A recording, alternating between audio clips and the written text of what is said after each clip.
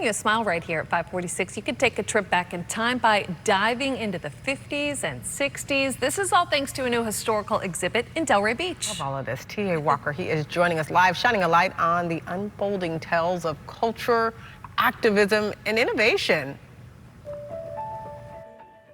Yeah, good morning, Holly. Good morning, Ashley. Good morning, everyone. We're at the Delray Beach Historical Society. If you've ever seen that well-lit building on Swinton, right behind Old School Square, that's where we are this morning. And Winnie's the executive director.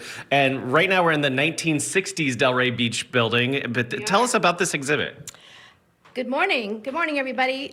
This is the Delray Beach Historical Society. We were founded in 1964, and we're opening up our brand new exhibit, which is called Land of Sunshine and Dreams. It's an exploration of the 1950s and 1960s in the United States, the state of Florida, and Delray Beach. And it was a time of huge transformational change, very complex, very interesting, fascinating, all kinds of topics, including civil rights, fashion, music, technology and more. Yeah, thank you, Winnie. The atomic age. Let's talk to Mike and talk about the Cold War and the atomic age. Tell us what Florida's role was in that. Well, it was a very difficult time at that time. There was a lot of fear of war in everyone's mind.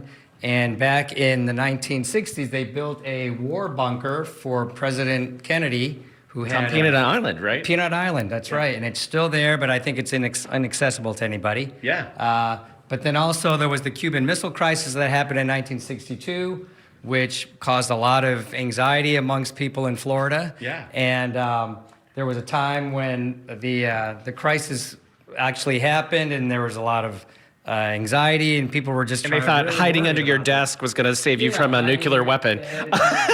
Let's go over to Kristen and talk about the surf culture back in the day. Yeah, back in 1964 at Seacrest High School, we have here on loan a surfboard that was made by the shop teacher, Johnny Bird, and this is the only known survivor board. We have this on loan from the Nomad Surf Collection. Thank you so much. And Megan, speaking of that high school, there was a integration of two high schools here in Delray Beach. Talk to us about that. Yes, that's true. The 60s were a pivotal time for integration here in Delray Beach. We had two high schools, Carver High School, Seacrest High School.